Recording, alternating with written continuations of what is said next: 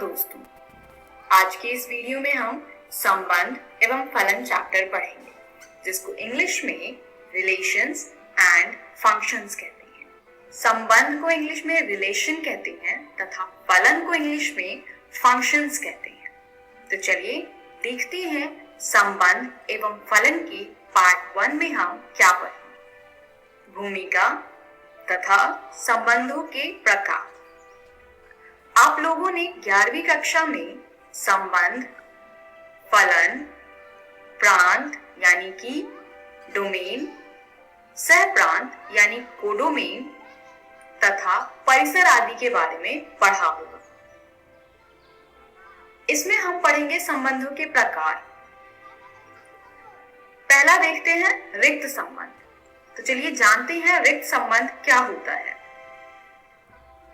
समुच्चय ए पर परिभाषित संबंध R एक रिक्त संबंध कहलाता है यदि ए का कोई भी अवयव ए के किसी भी अवयव से संबंधित नहीं है, अर्थात R बराबर में फाई है जो कि ए क्रॉस ए का एक सबसेट है, यानी उप समुच्चय। अगली परिभाषा देखते हैं। सार्वत्रिक संबंध।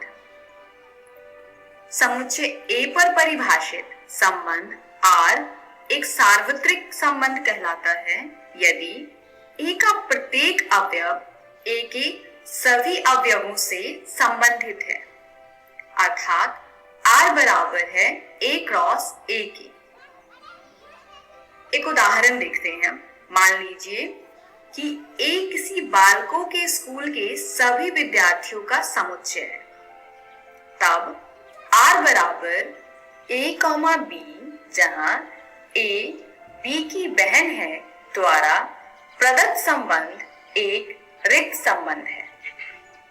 तो देखिए यहाँ पर स्कूल बालकों का है, यानी यहाँ पर लड़कियां नहीं हैं, और अगर यहाँ पर लड़कियां नहीं हैं तो ए बी की बहन है, ये पॉसिबिलिटी नहीं हो सकता है। यानी अगर हम बात करें कि एक स्कूल में सिर्फ लड़के ही पढ़ते हैं तो उस स्कूल के किसी दो विद्यार्थियों में ऐसा संबंध पॉसिबल नहीं है कि वो दोनों एक दूसरे के भाई बहन। तो ये रिक्त संबंध कहलाएगा। चलिए अगला उदाहरण देखते हैं। R डैश बराबर है ए कॉमा बी, जहां पर ए तथा बी की ऊंचाइयों का अंतर 3 मीटर से कम है, द्वारा प्रदत्त संबंध एक सार्वत्रिक संबंध है। तो आप लोग जानते हैं 3 मीटर लंबाई कितनी होती है। हमें ये बताना है कि ए तथा बी दो ऐसे विद्यार्थी हैं जिनकी ऊंचाइयों का बीच का अंतर 3 मीटर से कम है। तो ये ऑब्वियस सी बात है कि सभी विद्यार्थियों के बीच का अंतर 3 मीटर से कम ही होगा। 3 मीटर से अधिक किसी भी दो व्यक्तियों की ऊंचाइयों का अंतर नहीं हो सकता है। तो इस प्रकार के संबंध को हम सार्वत्रिक संबंध कहते हैं। अब समुच्चय ए पर परिभाषित संबंध R स्वतुल्य यानी कि रिफ्लेक्सिव कहलाता है यदि प्रत्येक small a belongs to capital A, यानी कि हर एक छोटा a बड़े A के समुच्चय में है के लिए a कॉमा a R में बिलोंग करेगा। इसको हम एग्जाम्पल से अच्छे से समझेंगे। फिलहाल आप इसको अपनी नोटबुक में नोट कर लीजिए। दूसरा परिभाषा है सममित यानी कि सिमेट्रिक।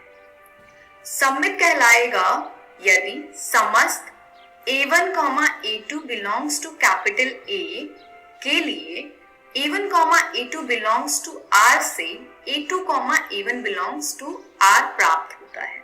यानी अगर दो कोई एलिमेंट समुच्चय A में है तो A1, A2 R में अगर है तो A2, A1 भी R में होगा। इसको भी हम एक उदाहरण से समझेंगे। थर्ड, संक्रामक यानी ट्रांजिटिव। संक्रामक कहलाएगा यदि समस्त A1, A2, A3 belongs to A के लिए A1, A2 belongs to R तथा A2, A3 belongs to R से A1, A3 belongs to R प्राप्त हो। यानी कोई भी तीन एलिमेंट अगर कैपिटल A यानी कि समुच्चय A में है तथा A1 का संबंध A2 से है तथा A2 का संबंध A3 से है तो A1 का संबंध A3 से हो तो हम इसको संक्रामक कहेंगे। A पर परिभाषित संबंध R एक तुल्यता संबंध कहलाता है यदि वह स्वतुल्य हो, सममित हो तथा संक्रामक हो। यानी जो ये तीन कंडीशंस हैं, ये तीनों अगर है तो हम ऐसे संबंध को तुल्यता संबंध कहते हैं। चलिए उदाहरण देखते हैं। मान लीजिए कि T किसी समतल में स्थित समस्त त्रिभुजों का एक समुच्चय है। समुच्चय T में R बराबर T1, T2 इस प्रकार से परिभाषित है कि T1 T2 के सर्वांग सम है। ये कैसा संबंध है? सिद्ध कीजिए कि R एक तुल्यता संबंध है। तो चलिए एक एक करके तीनों को चेक करते हैं हम। प्रत्येक त्रिभुज स्वयं के सर्वांग सम होता है। माना कि T1 T में बिलोंग करता है, यानी कि T1 एक त्रिभुज है जो कि समुच्चय T में है। मान लेते हैं T1 त्रिभुज ABC है ताकि आपको अच्छे से समझ में आए।